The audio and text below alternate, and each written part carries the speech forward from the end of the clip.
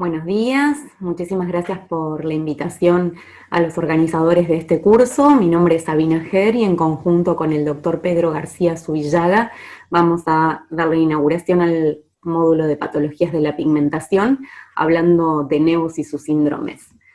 Vamos en primer lugar a definir nevo, que es una palabra latina que significa marca, signo o señal. En realidad se refiere a malformaciones circunscritas de los tegumentos, ya sea de la piel, de las mucosas, o bien de tejidos como las leptomeninges. Estas lesiones pueden ser congénitas o adquiridas, únicas, múltiples, pueden asociarse a síndromes. Varias ustedes pueden observar en las imágenes que se muestran como a modo de ejemplo. Vamos a hablar de la clasificación de los nevos, brevemente. Por ejemplo, la clasificación de los doctores Abulafi y Greenspan hacen referencia a la hoja embrionaria de la que se originan estos nevos. Por eso los dividen en nevos ectodérmicos, crestoneurales, mesodérmicos y mixtos. Hay numerosas clasificaciones, pero esta es una de las más didácticas. Nosotros vamos a tener en cuenta la clasificación de los doctores Hugo Cabrera y Sandra García, porque vamos a referirnos a este tipo de nevos, que son los epidérmicos, de los cuales uno de los ejemplos es el lentigo simple y por supuesto los síndromes lentiginosos asociados. Vamos a hablar de los nevos dérmicos, que están constituidos por la mancha mongólica, nevo azul, nevo de Ota y nevo de Ito, y de los nevos de células némicas. En los últimos años ha habido muchísimos avances en investigación desde el punto de vista de los trastornos genéticos asociados a las patologías en general, y respecto a los nevos se ha visto que hay alteraciones en la vía de señalización de aquellos genes que dan origen a vías de señalización, de proliferación y de generación tumoral, y se encontraron que los nevos melanocíticos adquiridos, en un 80% de los casos, tienen mutaciones en el BRAF, mientras que los nevos melanocíticos congénitos lo tienen a nivel del NRAF. También se encontraron múltiples mutaciones, sobre todo del BRAF en el nevo de Spitz y del GINAC en el 53% de los casos que cursan con las cerulodermias, o sea, nevo azul, de Ota y de Ito. Vamos a empezar la charla hablando de nevomelanocíticos epidérmicos, como dijimos, que en este caso se trata del lentigo. Vamos a hablar del lentigo simple. ¿Cómo se lo define? Se lo define como una mácula estable, simétrica, generalmente de color marrón a negruzco, de unos 3 a 5 milímetros, más pequeños en el recién nacido, que pueden estar localizados, no solo en la piel, sino también en las mucosas, e incluso se los puede encontrar en zona genital, en labios, en uñas. Y a la histopatología lo que nosotros encontramos es una hiperplasia de melanocitos en la capa basal. A veces también se encuentra una discreta elongación de las redes de crestas. Esto lo diferencia de la peca, con el que a veces es confundido, porque el lentigo es de una coloración fija que permanece en el tiempo. En cambio, la peca tiene cambios en relación a la fotoexposición. ¿Por qué? Porque no habla de hiperplasia melanocítica, sino en un aumento de la melanización. ¿Qué importancia tienen los lentigos? La importancia que tienen es que, si se presentan al nacimiento, muchas veces son marcadores de síndromes. Hay ejemplos de estos, como es el síndrome Leopard, que actualmente se lo conoce como Noonan con lentiginosis múltiples. ¿Qué tenemos que tener en cuenta? Que los pacientes van a tener lentigos múltiples, sobre todo a predominio de cara, de tronco, y que tienen otras alteraciones extracutáneas, como por ejemplo alteraciones cardíacas, hipertelorismo ocular, estenosis pulmonar. Son pacientes que tienen una fase característica.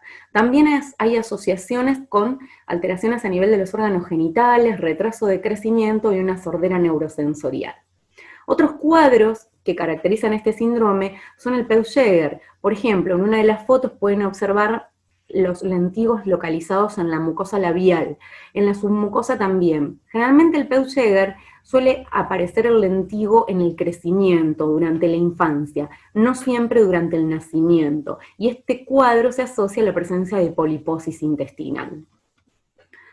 La foto que ejemplifica en este caso es el de un niño que había consultado por múltiples lentigos con una fase peculiar y alteraciones cardiológicas. Está publicado en la literatura, lo traemos a modo de ejemplificación. ¿Qué tenemos que pensar entonces y qué conducta tenemos que tomar cuando vemos un paciente con lentigos en la neonatología es hacer un examen físico exhaustivo para evaluar si no hay algún otro trastorno extracutáneo asociado, pedir una valoración cardiológica, no solo un electrocardiograma, sino un ecocardiograma, porque también hay otros síndromes que se asocian a mixomas cardíacos, como es el síndrome de Carney. Hacer una valoración auditiva, por lo que ya dijimos, esta potencial asociación con una sordera neurosensorial. Hacer un control oftalmológico y, por supuesto, entre otras cosas, es fundamental la consulta con genética para el asesoramiento correspondiente. Y de acuerdo a las presentaciones que tengan estos pacientes, hacer un control periódico con el traumatólogo, neurólogo y eventualmente con el urólogo. Vamos a pasar ahora a hablar de los nevos melanocíticos dérmicos o hiperpigmentaciones azules. Se llaman hiperpigmentaciones azules por la coloración que se ve en la piel, que se debe a este efecto Tyndall, que es característico de la melanina dérmica. Es la percepción del ojo del observador cuando refractan los rayos ultravioletas en la melanina de la dermis. Están constituidos por melanocíticos dendríticos funcionales, que están localizados, como les he comentado, en dermis media o inferior, y presuntamente su origen se debe a la detención de la migración desde la cresta neural hasta el epidermis de este tipo de melanocitos. Característicamente encontramos la mancha mongólica, el nevo de Ota, el nevo de Ito y los nevos azules. Vamos a hablar de la mancha mongólica, que también se la conoce como melanocitosis cutánea congénita.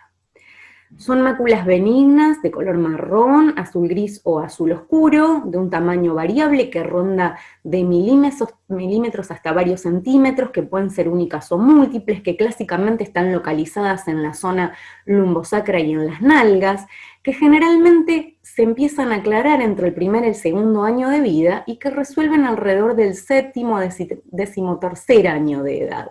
Los papás muchas veces se ponen ansiosos y preguntan que por qué entre los 2 y los 3 años no desaparecen.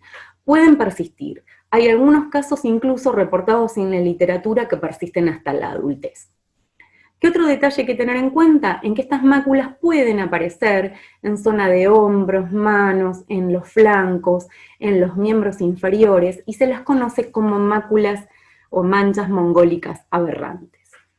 Generalmente las manchas mongólicas no tienen una connotación patológica, pero hemos visto asociaciones con otras alteraciones. Entre ellas, la asociación de una mancha mongólica con una mancha en vino de Oporto.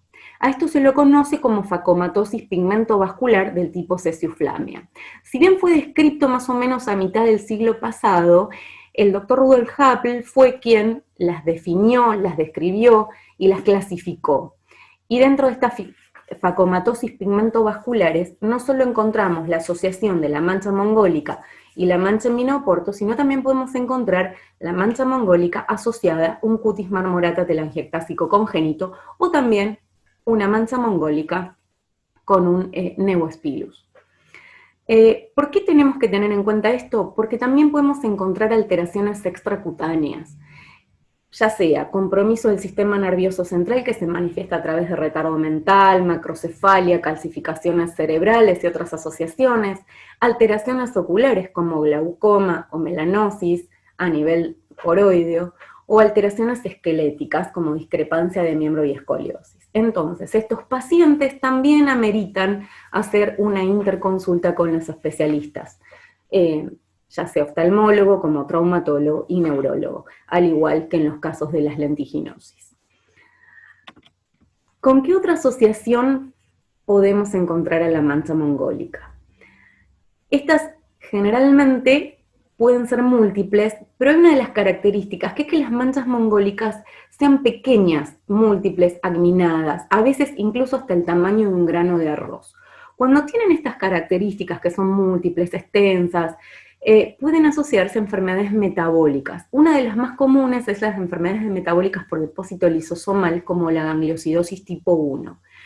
Frente a esto, ¿qué es lo que tenemos que hacer? Es una interconsulta con endocrinología y neurología. No se sabe bien, no se conoce exactamente la causa de esta asociación. Se plantea que sería el resultado de la acumulación de gangliósidos y heparansulfato que estimularían el receptor de crecimiento neuronal tipo 1, deteniendo la migración de los melanocitos y haciendo que estos queden localizados a nivel de la dermis.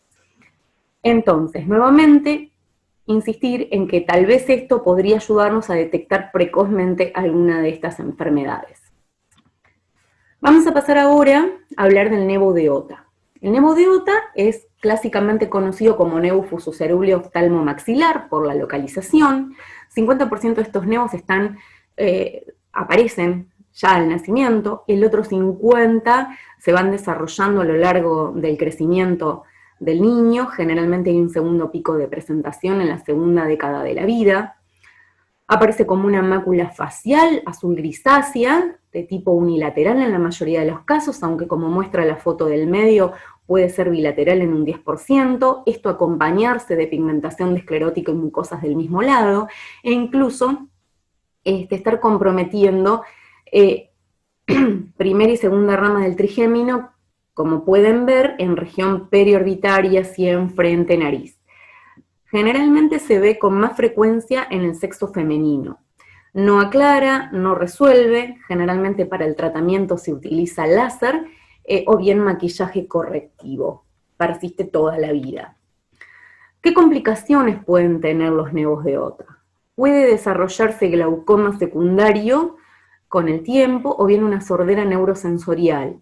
Esto se debería al efecto de masa e infiltración melanocítica de las estructuras y también, en muy pocos casos, se ha descrito asociación a melanoma de coroides. Si bien no es frecuente, pero hay algunos casos descritos en la literatura. ¿Qué hacemos con estos pacientes entonces? Nuevamente, solicitud de control oftalmológico, audiológico y neurológico. Bueno, y el tratamiento, como ya les comenté. El otro nevo es el nevo de Ito, que es el que se localiza a nivel acromiodeltoide, o sea, infiltrando la zona supraclavicular, escapular y deltoidea, que es el área inervada por los nervios supraclavicular y braquial lateral. Es una mácula más homogénea, de borde algo más definidos, y que generalmente se encuentra en el nacimiento, pero también como el nevo de Ota puede aparecer a lo largo de la primera o segunda década de vida. De la misma manera, persiste toda la vida. Dentro de las cerulodermias, el otro punto a tener en cuenta es la presencia de los nevos azules. Los nevos azules clásicamente no es típico verlos al nacimiento, pero sí puede haber algunos congénitos.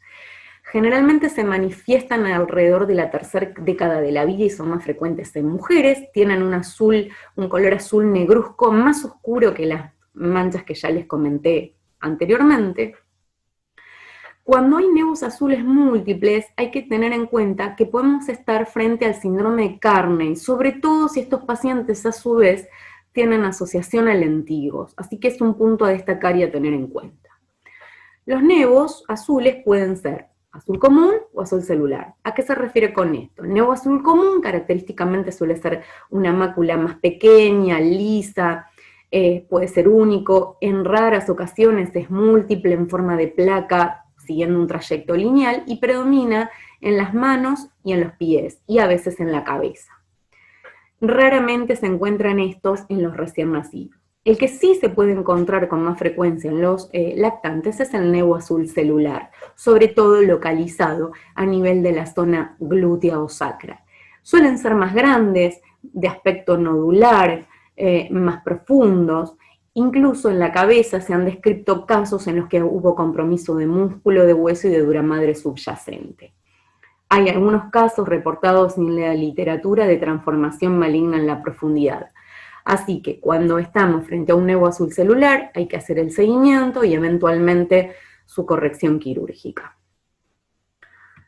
Hemos terminado ahora con los nevos azules. Vamos a continuar con los nevos melanocíticos adquiridos y congénitos para hacer una diferenciación. Los nevos melanocíticos pueden estar presentes en el recién nacido o bien ir apareciendo a lo largo de la vida. Se calcula que alrededor del 1% solamente son congénitos. Los adquiridos se los describe como una proliferación benigna y limitada de melanocitos que inician su crecimiento alrededor de los 3 a 6 años de edad, con un pico de incremento en la adolescencia y que se mantienen a lo largo de la vida. Se habla de que su número refleja tanto la susceptibilidad genética como la exposición ambiental a la radiación ultravioleta. Recuerden que les mostré el cuadro al inicio donde lo que predominaba desde lo genético era una mutación en el BRAF, no así en los congénitos. A nivel histológico, depende de la localización de los nidos, cómo podemos encontrarlos, y también a su vez el nombre que adquieren, que son los denominados nevo de la unión, nevos compuestos o nevos intradérmicos. A veces tienen un patrón de crecimiento lentiginoso e incluso congénito, y es difícil de diferenciarlos histológicamente de estos. Con respecto a los congénitos, constituyen una proliferación benigna que se desarrolla en una etapa precoz de la vida intrauterina, generalmente entre la semana 5 y la 21. Habría una mutación posigótica temprana. Estos están presentes al nacer o bien aparecen en las primeras semanas de vida. Se habla de nevo melanocítico congénito tardío cuando se desarrolla entre el primer y el tercer año de vida. Hay algunos autores que contemplan que el nevo melanocítico congénito está presente hasta los 2 años de edad, después pasarían a ser adquiridos. El 3% de estos son múltiples, y en la histología lo característico es la invasión de estos nidos hacia la profundidad, dermis profunda rodeando los anexos, sobre todo glándulas sudoríparas y folículos sebáceos. ¿Por qué vamos a hablar de los nevos congénitos? Por el alto riesgo de desarrollo de melanoma que puede haber en ellos. Por eso es la importancia del seguimiento a largo plazo de los mismos. Hay varias clasificaciones de los nevos melanocíticos. Una de las más utilizadas es la clasificación por tamaño. Si bien Koch fue el primero que habló de clasificación por tamaño en pequeños, medianos y grandes, en el año 2003 Schrengel y colaboradores hicieron una división más exhaustiva. Pequeño traducido al tamaño de adulto, no al recién nacido. Traducido al tamaño de adulto, pequeño lo consideran menor de 1,5 centímetros, mediano de 1,5 a 20 centímetros, grande de 20 a 40 y gigante de 40 o más.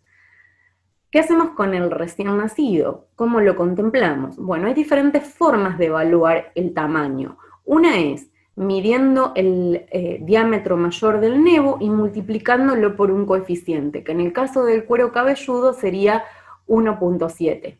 En el caso del tronco, cuello y miembros superiores, 2,8, y en el caso de los miembros inferiores, 3,3.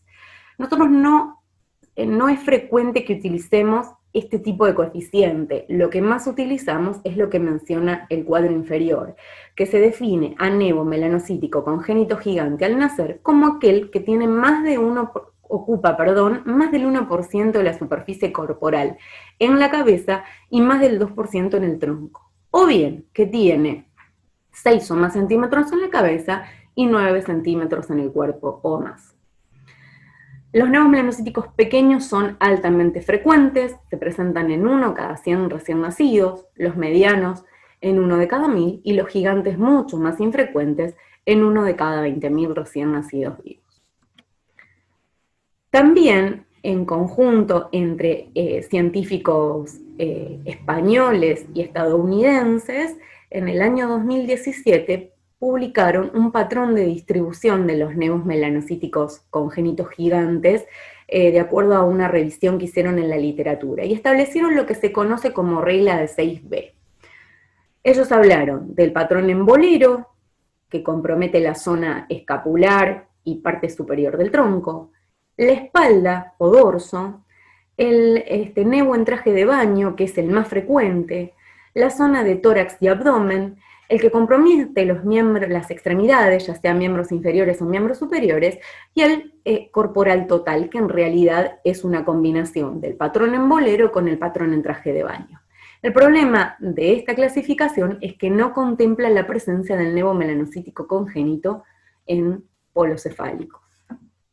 De acuerdo a las casuísticas, la distribución de estos nevos predominan en el tronco en casi el 50% de los casos, seguido por las extremidades en un 30% y en la cabeza un 22%. Lo que hay que recordar es que el nevo melanocítico congénito gigante raramente está solo. se acompaña en un alto porcentaje de casos de lesiones satélites, que se definen como nevos melanocíticos congénitos pequeños en distinto número, distribuidos a lo largo de todo el tegumento. ¿Qué pasa con los nevos melanocíticos congénitos? Así como el chico, como el niño va creciendo, se va desarrollando y va cambiando, los nevos también pueden presentar cambios. Al principio pueden ser máculas simplemente lisas, de bordes definidos, color uniforme, que también en algún momento pueden escoriarse, pueden ulcerarse, de acuerdo a la localización que tengan. En la primera infancia pueden adquirir un aspecto verrugoso, a veces nodular, e incluso cubrirse de pelos, como pueden observar en la foto superior. Estos pelos pueden ser lanugo o bien pelo terminal. Hay un alto porcentaje de casos en que ya en los nevos nacen con vello. También pueden presentar hiper o hipopigmentación folicular, o un nevo que presenta un halo hipocrómico a su alrededor y que en este caso está más relacionado con el desarrollo de vitiligo. Generalmente los nevos van cambiando, sobre todo a lo largo del crecimiento del chico. Cuando llega la etapa de la adultez, los nevos se estabilizan. Si llegan a presentar cambios, cuidado porque pueden ser un anunciador de que puede estar malignizándose. Así como Krengel y colaboradores describieron la clasificación de los nevos por el tamaño, también ellos sostuvieron que el tamaño no es el único factor de riesgo para un mal pronóstico y desarrollo de entidades asociadas, como melanoma y melanocitosis neurocutánea. Ellos hablaron de que hay otros puntos a tener en cuenta y contemplaron a los nevos satélites, el grado de rugosidad, la heterogeneidad en el color, la presencia de nódulos y la presencia de hipertricosis. Esta clasificación en realidad actualmente no está muy utilizada todavía, pero sí sirve para poder evaluar los cambios que pueden tener estos nevos y ese riesgo potencial de malignidad. Ahora vamos a hablar del nevo melanocítico congénito gigante, en sí, como una entidad en sí misma, ¿no? En algún momento se lo definió como un mosaico de una razopatía somática. ¿Qué quiere decir mosaico razopatía somática? ¿Por qué mosaico? Porque no todas las células del organismo tienen la mutación. Es una razopatía porque hay una mutación en el RAS, y es somática porque la mutación ocurre cuando se está formando el embrión. Todo esto ya lo habíamos comentado. Vamos a focalizarnos en esto porque realmente a la hora de evaluar un neonato y hacer el seguimiento genera muchas controversias y dificultades en el manejo clínico, quirúrgico y en el tratamiento de este tipo de cuadros. ¿Cómo podemos encontrar un nevo en un paciente recién nacido? Estos nevos gigantes pueden manifestarse como manchas, máculas uniformemente pigmentadas, de superficie lisa, con algunos pliegues al nacer, o simplemente lisas de bordes regulares que no ofrecen mayormente complicaciones. A lo largo del crecimiento, por sequedad en la piel, pueden presentar escoriaciones e incluso pueden crecer y ulcerarse. Y esto sí reviste complicaciones y hay que tratar la úlcera como tal. Y muchas veces requerir un análisis histopatológico para evaluar que de modo subyacente no exista el desarrollo de un melanoma sobre un nevo. Además, en el crecimiento pueden adquirir color más oscuro, pueden aclararse, adquirir un patrón moteado, en otras veces la superficie puede volverse verrugosa y hasta cerebriforme. El nevo melanocítico congénito gigante, en su mayoría, prácticamente en un 80% de los casos, puede tener hipertricosis, como les comenté antes. Esta hipertricosis puede presentarse al nacimiento, puede desarrollarse con el crecimiento.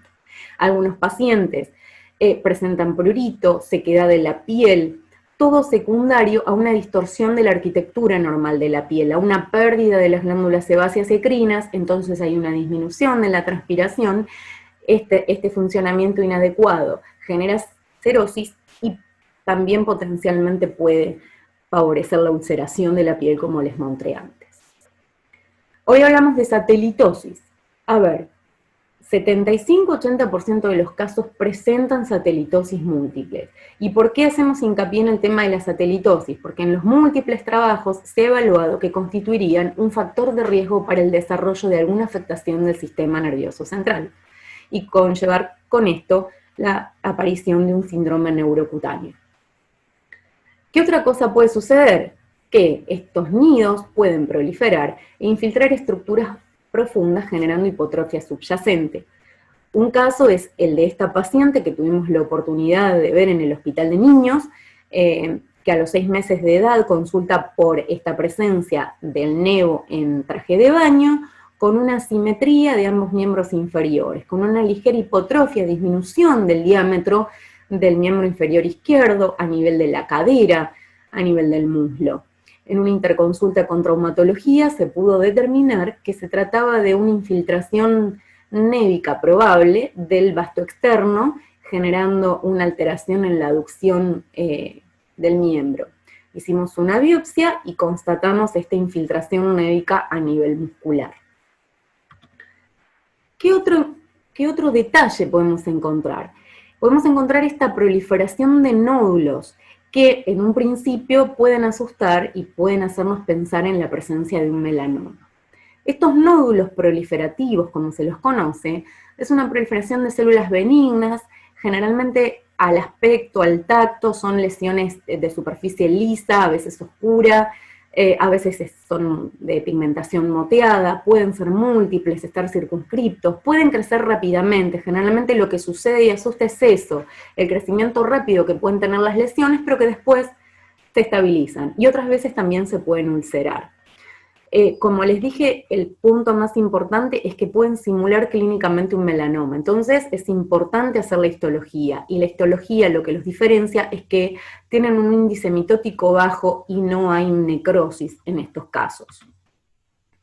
Estos nódulos pueden ser proliferativos clásicos, que generalmente no llegan a medir más de 2 centímetros, son de superficie lisa, remitente, a veces son más claros que el color del nevo. Y los nódulos proliferativos de tipo neuroide, que son de mayor tamaño, de la textura aproximada a un lipoma, que generalmente tienen o mantienen la misma pigmentación del nevo.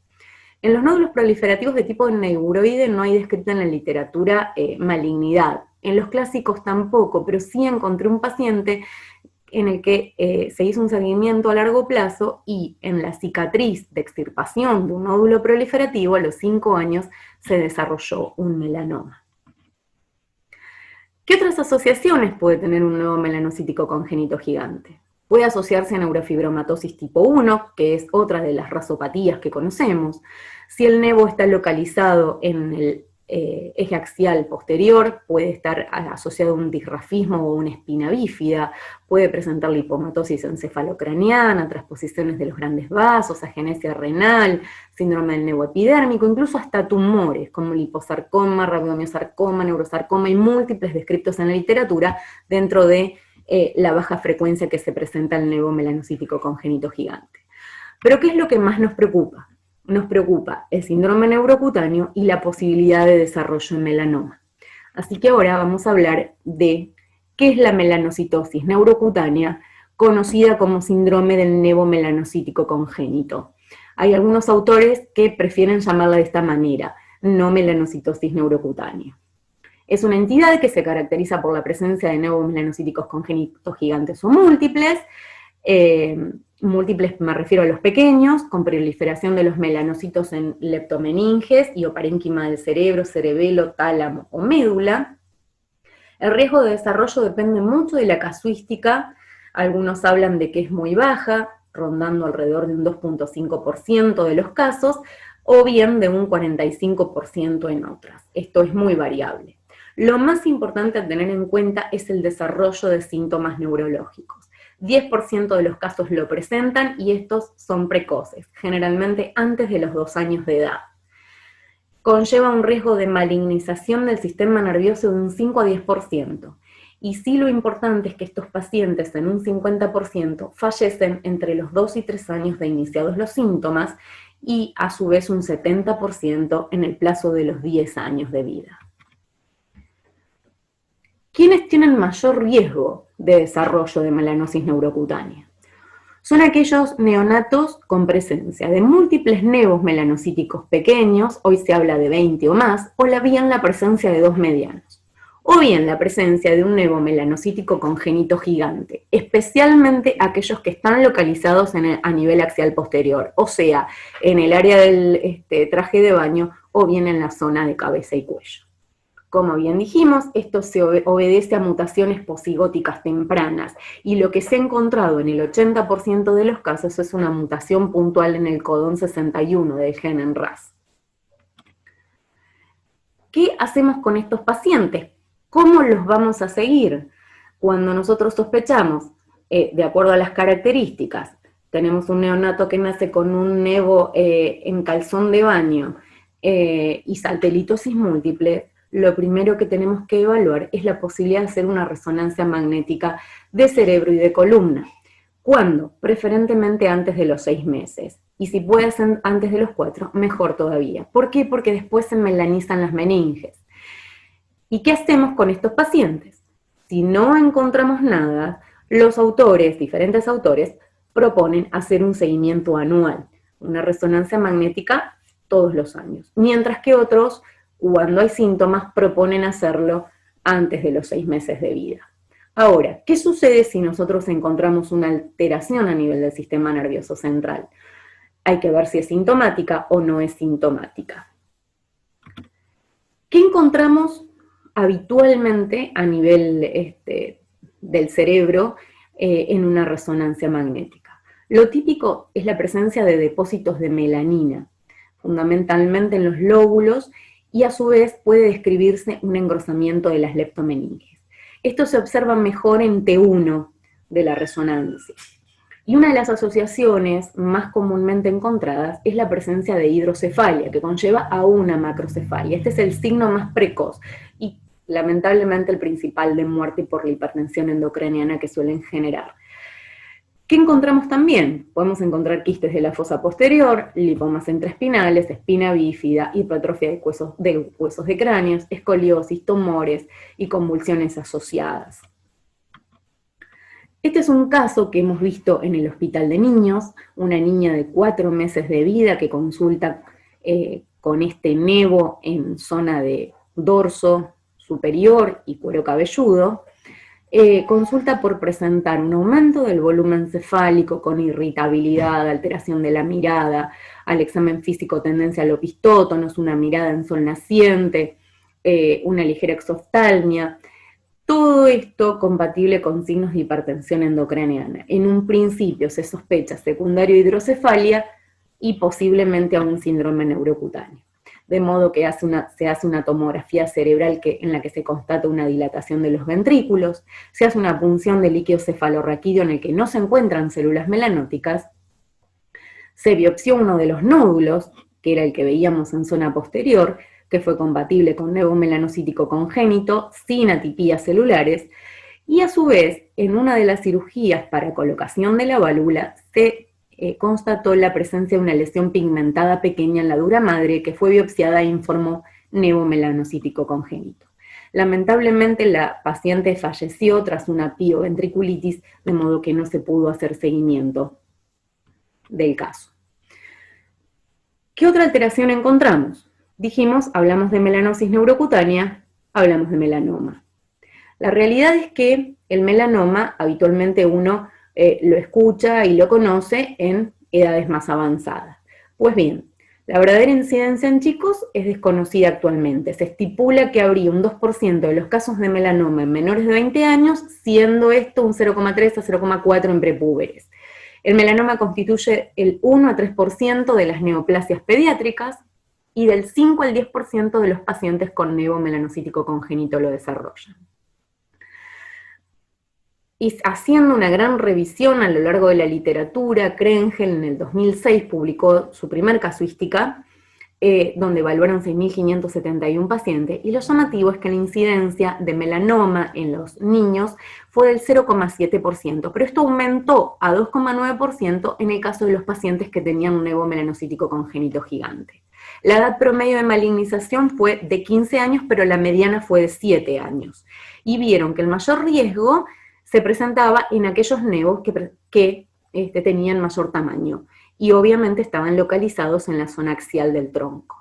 ¿Dónde se desarrolla el melanoma? En alrededor del 67% de los casos sobre el nevo melanocítico congénito. El resto no. Casi el 10% fue fuera del nevo, otros fueron extracutáneos y en un casi 15% de los casos el primario fue de origen desconocido. Directamente los pacientes debutaron con una metástasis. En otra casuística importante de pacientes evaluados por Kinsler en el año 2017, ellos contabilizaron 450 pacientes entre 1 y 16 años y evaluaron que la incidencia de estos pacientes con nevos melanocíticos congénitos tuvieron el 2,2% de melanomas. ¿Cuál fue la incidencia? Como en el caso anterior, más en aquellos pacientes con un nevo mayor, pero acá sí tuvieron en cuenta la satelitosis y contemplaron que más de 50 nevos melanocíticos congénitos pequeños generaban una mayor incidencia de melanoma. A su vez, otra de las cosas que sumaron es que los pacientes con compromiso del sistema nervioso central tenían más riesgo de melanoma. Otra de las cosas que uno tiene en cuenta es que podemos encontrar un melanoma al nacimiento, o sea, en un neonato. Lo que no se sabe con claridad es cuál es el origen de este melanoma. Si esto se debe a una infiltración metastásica a través de la placenta en un bebé que es hijo de una madre portadora de un melanoma, si esto es una evolución de un nevo a nivel intraútero que rápidamente degeneró, o es un origen de novo. Ahora bien, ¿qué riesgo de malignización tienen los nevos melanocíticos congénitos? Cuando hablamos de pequeño y mediano, el riesgo de malignización es más bajo. Generalmente esto se da luego de la pubertad, diferente al nevo melanocítico congénito grande y gigante, que se habla en algunas casuísticas de un 5%, en otras llega hasta el 10%, y la malignización se da en menores de 12 años. ¿Dónde se localizan las alteraciones a nivel histológico? Generalmente en el nevo pequeño y mediano a nivel de la unión dermoepidérmica o en la periferia del nevo, de modo que en estos casos la dermatoscopía para el diagnóstico es muy útil, no así en los casos de los nevos melanocíticos congénitos grandes y gigantes, porque la malignización se da en la profundidad. Por eso siempre simbolizamos este detalle con el iceberg, para poder recordar cuáles son las alteraciones asociadas. Ahora bien, en el año 2013, Cordoro y colaboradores evaluaron una casuística de pacientes que siguieron durante casi 20 años, en total eran 70 chicos, en donde estudiaron características de los melanomas para evaluar si el ABCDE preventivo que utilizamos en el adulto también es aplicable al melanoma pediátrico. Y en esta casuística ellos observaron que predominaban los melanomas amelanóticos, las hemorragias o sangrados, los nódulos, el color en realidad era uniforme, el diámetro era variable, no importaba si medía menos de 1 centímetro o más de 1 centímetro, y que se encontraron también con melanomas de novo, no necesariamente originados en un nevo melanocítico congénito.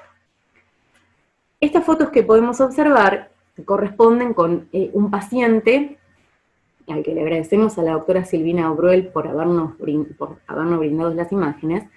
Es un nene de 2 meses de edad que consultó por primera vez por una lesión névica que presentaba ya 2 nódulos sobre su superficie y que a los 4 meses de edad estos fueron biopsiados, constatando la presencia de melanoma.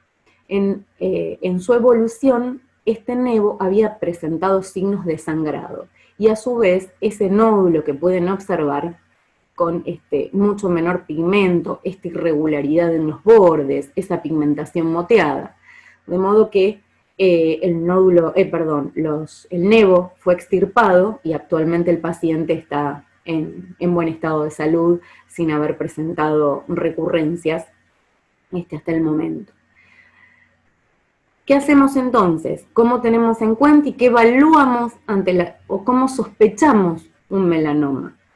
En aquellos nevos que tienen un crecimiento rápido, en los que pueden aparecer nódulos dérmicos o subcutáneos, como es lo que evidencia esta fotografía, pacientes que presentan prurito, ulceración o sangrado, dolor o cambios pigmentarios. Este es otro caso en el que, al revés del anterior, que era un nevo melanocítico congénito grande, este era un nevo melanocítico congénito pequeño, estaba presente al nacimiento y que fue creciendo rápidamente hasta los 2 años de edad, que es cuando los padres consultan. A la dermatoscopía hubo signos sospechosos de malignidad y al ser extirpado se demostró que se trataba de un melanoma. Actualmente ha habido innovaciones terapéuticas, se han evaluado inhibidores MEK, que si bien se usan en otras patologías y en las alteraciones del BRAF, se están probando en pacientes pediátricos con melanoma en los que se han demostrado alteraciones del NRAS. Al utilizar estos medicamentos, lo que sucedería es una inactivación de la vía MAP con una respuesta a favor de una mejoría de la calidad de vida. En los 5 pacientes en los que se ha probado, todos lamentablemente fallecieron, si bien mejoraron ligeramente la expectativa de vida, no lograron obtener un buen desenlace. Así que actualmente estos son medicamentos que están siendo evaluados, falta más casuística para poder realmente decir si son realmente útiles. Ahora bien, viendo el tema del desarrollo de los nevos melanocíticos congénitos, sobre todo los gigantes, y todas las asociaciones potenciales, ¿cómo podemos hacer el seguimiento de estos pacientes? La realidad es que el seguimiento tiene que ser multidisciplinario y a largo plazo. Lo que tenemos que hacer es tratar de detectar todos los cambios posibles, y para ello es importantísimo educar al paciente y a las familias, enseñarles qué cambios pueden presentar y con qué urgencia tienen que asistir. Sí, concientizarlos a que anualmente deben hacer los controles correspondientes. Hay que hacer no solo un estricto examen dermatológico, sino también clínico y neurológico. En los nevos pequeños, en los medianos, en los que es útil la dermatoscopía o la microscopía confocal, obviamente hay que utilizarla, y en aquellos múltiples o gigantes, también ayudarnos de la fotografía. En los pacientes en los que hay alteraciones neurológicas, por supuesto, hacer la resonancia anual o bien ecografías, y en su caso también un PET scan está indicado en el caso de sospechas de tumores a nivel del sistema nervioso. Aquellos pacientes en los que uno sospecha malignidad en la piel, por supuesto, tomar la biopsia y cotejar si esto es así. Con respecto a los tratamientos, hay múltiples, hay tratamientos quirúrgicos, tratamientos con láser, para mejorar el aspecto estético de estos pacientes. Pero sí hay que tener en cuenta que los diferentes tratamientos no modifican el riesgo de melanoma, aunque mejoren la calidad de vida del paciente. Bueno, muchas gracias. Ahora va a continuar Pedro con la siguiente presentación.